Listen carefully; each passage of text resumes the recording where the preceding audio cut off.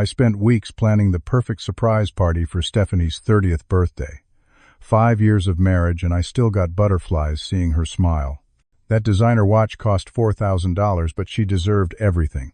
When she blew out those candles surrounded by friends and family, I thought our future was set in stone. I never imagined that the next morning, while checking photos on her phone, I would discover messages that would shatter our entire world. My own family would later demand I sacrifice my dignity for their comfort. Before I tell you how I discovered my wife's betrayal, let me know where you are watching from, and hit that subscribe button if you have ever had to choose between your dignity and family expectations. Stephanie and I met during our sophomore year in college. I was majoring in engineering, grinding through differential equations while she was turning heads in the marketing program. We bumped into each other at a campus coffee shop where I accidentally spilled my latte on her marketing textbook. Instead of getting angry, she laughed and said I owed her coffee for a month. That month turned into years. Our connection was immediate and powerful. Within 6 months, we were inseparable. After graduation and 2 years of dating, I proposed during a weekend trip to Yellowstone. The way her eyes lit up when I knelt by that waterfall is something I used to replay in my mind during tough days at work. We settled in Seattle after the wedding. I landed a job at a growing tech company developing software for medical devices. The hours were long, but the work was meaningful, and the pay allowed us to buy a small house in a nice neighborhood. Stephanie thrived at a boutique marketing agency downtown, quickly becoming one of their top account managers. We had built what I thought was a rock-solid foundation. Our plan was clear: establish our careers, enjoy a few years as a couple, then start trying for children once we turned 30. Stephanie had just reached that milestone, and we had been talking more seriously about starting a family. I thought we were perfectly aligned in our life goals. My surprise party planning began almost 2 months before her birthday. I coordinated with her best friend Amanda to arrange everything from the guest list to the catering. I wanted it to be perfect. I even reached out to family members who lived out of state, including my cousin James, who had recently moved to Seattle for a job in finance. James and I had been close growing up, almost like brothers, which made what happened later even more devastating. The financial sacrifice for this party was significant but worthwhile. Beyond regular party expenses, I spent $4,000 on a designer watch she had been eyeing for months. Money was somewhat tight with our mortgage and student loans, but seeing her face when she opened that small box would be worth every penny of overtime I put in. My parents were supportive as always. Mom helped with decorations while Dad handled the barbecue arrangements for the backyard portion of the celebration. They always treated Stephanie like the daughter they never had, which made their later reaction all the more confusing and painful. The evening of the party arrived, and everything went flawlessly. When Stephanie walked through the door of our decorated backyard, and everyone shouted surprise, the genuine shock and joy on her face made all the planning worthwhile. She moved through the crowd, hugging everyone with tears in her eyes. During the celebration, there were moments that should have raised red flags. I noticed James and Stephanie engaged in what seemed like an unusually intimate conversation in the corner of our backyard. When I approached, they quickly separated, laughing a bit too loudly about some inside joke. Stephanie touched his arm in a way that lingered just a beat too long. But I dismissed these observations, attributing them to the champagne everyone was enjoying. The party continued until well after midnight. Our friends and family celebrated Stephanie, enthusiastically dancing in our living room and sharing stories that had everyone laughing until their sides hurt. When the last guest finally left around 2 in the morning, Stephanie wrapped her arms around me, whispering how this was the best birthday she had ever had. We fell asleep in each other's arms, and I believed I was the luckiest man alive. The next morning, Stephanie was in the shower when her phone buzzed on the nightstand. I picked it up, thinking it might be someone thanking her for the party. Instead, I saw a notification from James. "Last night was torture not being able to touch you. When can I see you again?" My heart stopped. With shaking hands, I opened their message thread, hoping there was some innocent explanation. What I found instead was months of explicit exchanges, plans for secret meetings, and photos I can never unsee. They had been sleeping together for at least 3 months, including times when James would visit our home while I worked late. The messages revealed an affair that was far from casual, with James even suggesting Stephanie should leave me. I sat on the edge of our bed, the phone clutched in my hand as the bathroom door opened. Stephanie emerged with a towel wrapped around her, still smiling from the previous night's celebration. When she saw her phone in my hand and the expression on my face, her smile vanished instantly. "What are you doing with my phone?" Stephanie asked, her voice suddenly sharp. I turned the screen toward her, my hand trembling. "I think you know exactly what I am doing." "Care to explain these messages with James?" Her face went through a rapid succession of emotions: shock, fear, then an attempt at indignation that quickly crumbled under the weight of her guilt. She lunged for the phone, but I pulled it away. "Lawrence, it is not what it looks like," she began, the most cliché denial possible. "Really, because it looks like you have been sleeping with my cousin for months. It looks like he has been in our bed when I work late. It looks like the entire time I was planning your surprise party, you two were planning your own little surprises behind my back." Her denial quickly dissolved into tears. She collapsed onto the floor, the towel still clutched around her. Between sobs, the truth came out in fragments. She claimed she felt neglected because of my long work hours, the same hours that paid for our home and her birthday presents. James had been there for her, providing emotional support that supposedly evolved into a physical relationship. It meant nothing, she insisted. It was just physical. "I love you, not him." Those words cut deeper than she could know. The idea that she could betray our vows for something that meant nothing made it worse, not better. It reduced our marriage to something disposable, something she could risk for momentary pleasure. I left the house without another word, driving around Seattle for hours with my phone turned off. When I finally checked my messages, there were a dozen from Stephanie and, surprisingly, one from James. With a surge of anger, I called him immediately. "So you wanted to talk to me," I began, my voice dangerously calm. "Look, man, these things happen," James replied, his tone casual, as if we were discussing a minor disagreement.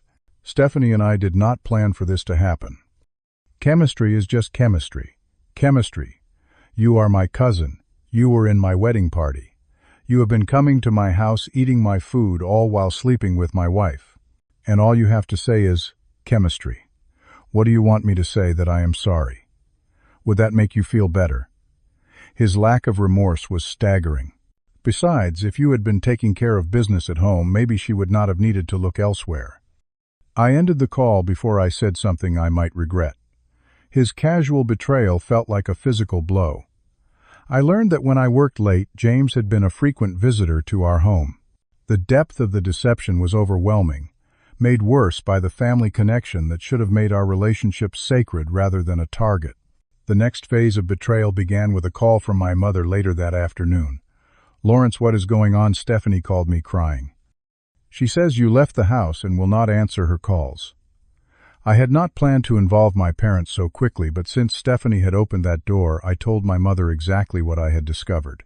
Her initial gasp of shock gave me the validation I desperately needed. She asked me to come to their house to talk, saying Dad needed to be part of this conversation. When I arrived at my parents' suburban home, the place where I had grown up and always felt safe, I was unprepared for what awaited me. My father sat stiffly in his recliner, my mother perched anxiously on the couch. The atmosphere was tense, in a way I had never experienced in that house before. "Son, we need to talk about how to handle this situation," my father began, his tone unnervingly businesslike. "Handle it? I am getting a divorce." That seems pretty straightforward to me. My mother exchanged a glance with my father before speaking. "Lawrence, marriage is complicated. People make mistakes. Stephanie made a terrible error in judgment. But surely, after 5 years together, you can find a way to work through this." I stared at her in disbelief. "She slept with James, your nephew, my cousin, for months. Behind my back. We understand that my father interjected, and we are not excusing what they did. But there are bigger considerations here." Those bigger considerations turned out to be all about the family image and complex financial entanglements I had been unaware of. My father revealed that he and my uncle Robert, James's father, were business partners in several real estate ventures. A public family scandal involving James would potentially damage their professional reputation and, by extension, their business interests. "The annual family reunion is in 3 weeks," my mother added, as if this were remotely relevant to my shattered marriage. "Everyone will be there. Can you imagine the scene if this gets out? The whole extended family would be forced to take sides. I sat in stunned silence as my parents, the people who had taught me about integrity and self-respect, essentially asked me to sweep my wife's infidelity under the rug to preserve family harmony and business interests. So you want me to just forgive and forget, pretend nothing happened. Continue living with a woman who betrayed me with a family member. We want you to be the bigger person, my father said firmly. Handle this privately like adults. If you decide to divorce later, fine. But do it quietly and without dragging James and the family name through the mud. I left my parents' house feeling more alone than I had ever felt in my life. The people I had counted on for unconditional support were instead asking me to prioritize family appearance over my own devastation. It was the beginning of my isolation as it became clear that everyone expected me to be the reasonable one, the one who would sacrifice his own feelings for the greater good of the family.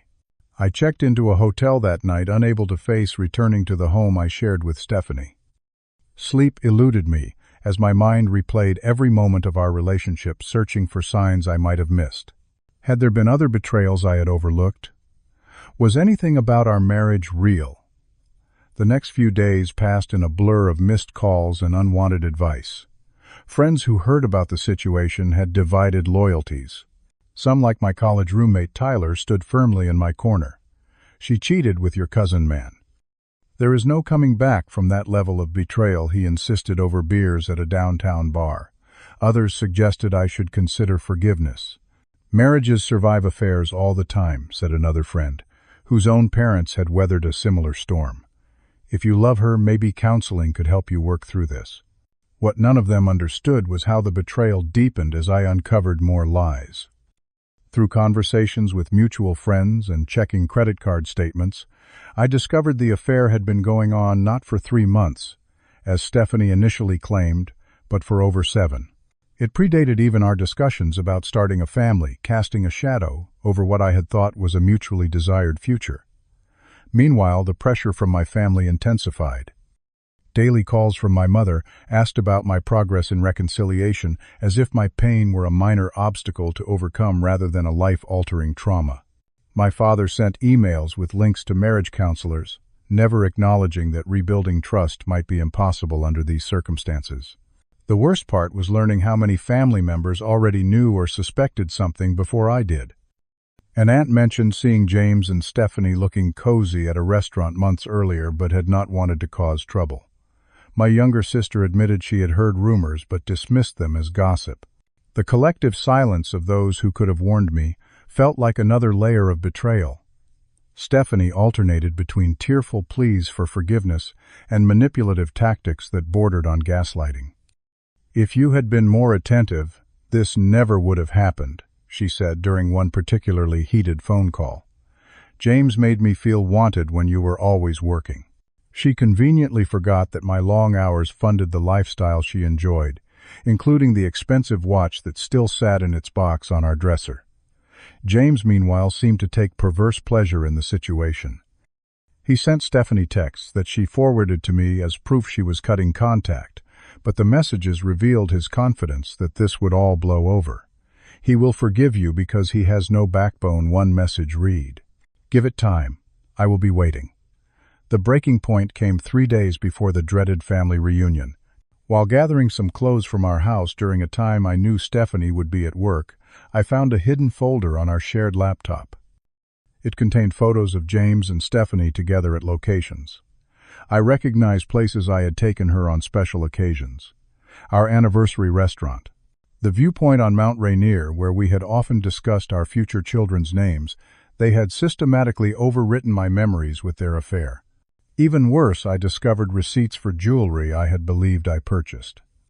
"Items," Stephanie had exclaimed over when delivered to the house while I was at work, thanking me profusely for surprises I had never arranged.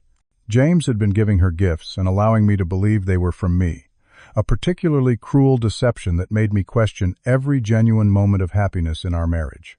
That evening, my Uncle Robert called James's father ostensibly to check in, but really to pressure me. "Men in our family have forgiven worse," he said gruffly. "Your grandfather took your grandmother back after an indiscretion." That is what strong men do, they protect their family name above all. Something in me snapped at those words. The implication that my dignity was worth less than some outdated notion of family honor crystallized everything that was wrong with what they were asking of me. True strength was not in silent suffering, but in standing up for myself even against the people I loved. The next morning I called a lawyer recommended by Tyler. She was direct and compassionate, explaining my options without pushing me in either direction. I began documenting everything, gathering evidence, not just of the affair, but of the family pressure to conceal it. I forwarded emails, recorded phone conversations where legal, and kept a detailed journal of every interaction. An unexpected ally emerged in my college friend Nathan, who had experienced a similar betrayal years earlier. Over lunch, he listened without judgment and validated feelings I had been told were excessive or unreasonable. "Your family is asking you to set yourself on fire to keep everyone else warm," he observed. "But you matter too. Your happiness matters." For the first time in weeks, I felt a sense of clarity. I did matter. My self-respect mattered. And if protecting those things cost me relationships with people who would demand such a sacrifice, perhaps those relationships were not worth preserving. The morning of the family reunion arrived with a clarity I had not felt since discovering the affair. Instead of avoiding the gathering, as my parents had begun to suggest, sensing my unwillingness to play along, I dressed carefully in a crisp button-down shirt and drove to my uncle's lakeside property where the event was being held. The tension was immediate when I walked into the backyard, where about 40 relatives were already gathered. My mother hurried over, her smile strained. "Lawrence, we did not think you would come. Stephanie said you were still well processing things." "I am done processing," I replied calmly. "Where is James?" Her face paled. "Please, not here. Not today." I spotted James by the barbecue laughing with cousins who had no idea he had betrayed one of their own. With steady steps I approached the group. Conversations hushed as people sensed the tension radiating from me. Lawrence, James acknowledged with a nod, his expression a mixture of surprise and wariness. "Did not expect to see you here." "I bet you did not," I replied. "Can we talk privately for a moment?" My father appeared as if from nowhere, attempting to steer me away. "Son, this is not the time or place." I shrugged off his hand. "Actually, this is exactly the time and place. Everyone we care about is here." In the boathouse, away from the main gathering, but still on the property, I confronted James with the evidence I had gathered. The photos, the text messages, the timeline of deception that had unfolded under my nose while I worked to build a future for Stephanie and me. "I am not here to fight," I told him as he tried to interrupt with excuses. "I am here to tell you that I will no longer protect either of you from the consequences of your actions. I have filed for divorce. The papers will be served to Stephanie on Monday." His face darkened. "You are making a mistake. The family will never forgive you for causing this scene. That is their choice to make. Just like it was your choice to sleep with my wife.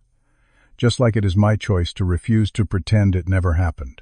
When we returned to the gathering, James immediately pulled his father aside, their hushed conversation growing increasingly heated. My parents approached me, my father's face thunderous. "What have you done?" he demanded. "I have chosen myself," I replied. "I am sorry that disappoints you, but I will not sacrifice my dignity and self-respect for family appearances." My mother began to cry, not for my pain, but for the impending social embarrassment. It struck me then how warped their priorities had become, how far removed from the parents who had raised me to value honesty and integrity. Word spread through the reunion like wildfire. Relatives approached me with questions, some sympathetic, others judgmental. To each I told the simple truth, without embellishment or accusation. By the end of the day, a surprising number of family members had expressed support, many privately admitting they would have done the same in my position. My Aunt Catherine, my mother's sister, pulled me aside as I prepared to leave. "Your grandfather would be proud of you," she said firmly.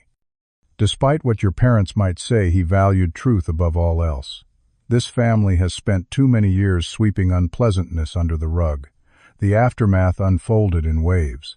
Stephanie received the divorce papers and launched a campaign to win me back. Tearful phone calls, handwritten letters, even enlisting mutual friends to plead her case. She insisted our marriage was worth saving, that she had made a terrible mistake, but had ended things with James completely. My parents cycled through anger, disappointment, and eventually, a grudging acceptance. 3 weeks after the reunion, my father called to acknowledge that perhaps they had been wrong to pressure me. "We were trying to protect the family," he explained, "but we forgot that you are the most important part of that family to us." It was a start, though our relationship remained strained. I made it clear that while I was open to rebuilding our connection, I would never again allow my own well-being to be sacrificed for family image. James faced unexpected consequences of his own. Several family members, including influential ones in our extended clan, cut business ties with him. His reputation suffered as the truth circulated through our social circles. He eventually relocated to Chicago, citing a career opportunity that everyone recognized as the retreat it was. I found a small apartment downtown and threw myself into rebuilding my life. The divorce proceedings were mercifully straightforward, as Stephanie, perhaps out of guilt, did not contest any of my terms. I kept the house but sold it immediately, unable to live with the memories it contained. At my lawyer's recommendation, I joined a support group for people dealing with infidelity. Those weekly meetings became an anchor, as I processed my grief and anger. The diverse stories I heard there helped me understand that while my pain was unique to me, the journey through betrayal was one many had walked before. My sister Madison became an unexpected pillar of support. Initially caught between loyalty to our parents and concern for me, she ultimately became my fiercest defender within the family. "They raised us better than how they are acting," she observed during one of our weekly dinners. "They will remember that eventually." Therapy provided another crucial outlet. My counselor helped me understand that while the affair was not my fault, there were patterns in my life of prioritizing others' needs above my own. I had been the peacekeeper in my family long before Stephanie's betrayal, always the one expected to compromise for harmony's sake. 6 months after discovering the affair, I hardly recognized my old life. The divorce was finalized, the house sold, and I had settled into a rhythm in my new apartment. Work had become a salvation, with a promotion recognizing the extra hours and dedication I had shown even through personal turmoil. The most surprising change was internal. The constant knot of anxiety that had lived in my chest during those first weeks had dissolved, replaced by an unfamiliar sense of confidence. Standing up for myself, despite the tremendous pressure to do otherwise, had revealed a strength I had not known I possessed. Friendships had shifted and resorted. Some mutual friends had drifted towards Stephanie, while others had stood firmly by me. New connections formed through my support group brought people into my life who understood betrayal without explanation. One of these new friends, Thomas, had experienced almost identical family pressure after his wife's affair. "The hardest part is not the cheating," he told me during a hiking trip that had become our Saturday tradition. "It is discovering who really has your back when things fall apart." My relationship with my parents had evolved into something more honest, if occasionally more difficult. We had established new boundaries with the understanding that their advice was welcome, but their demands were not. My father, in a rare moment of vulnerability, admitted that his own father had pressured him similarly in various situations, a family pattern I had now broken. A year after the discovery that had changed everything, I found myself thriving in unexpected ways. The promotion had come with leadership responsibilities that challenged and engaged me. I had taken up rock climbing, something Stephanie had always dismissed as too dangerous, and found in it both physical challenge and mental peace. Weekend trips to climbing locations around Washington state gave me a community entirely separate from my old life. Dating again felt strange, but not impossible. I had coffee with a graphic designer I met through a work project dinner, with a climbing instructor from my gym. These connections were casual and honest, with no pressure for immediate commitment. I was transparent about my past without letting it dominate my present. The final family test came with holiday gatherings. Thanksgiving at my parents' home included Madison and her boyfriend, but notably absent were James and several relatives who had chosen sides most vocally. The conversation was occasionally strained but genuine. For the first time, I felt no need to smooth over uncomfortable moments or take responsibility for others' emotions. "You seem different," my mother observed as we washed dishes after dinner. "More certain of yourself." "I am," I replied. "It turns out that respecting your own boundaries teaches other people to respect them too." She nodded slowly. "Your father and I were wrong.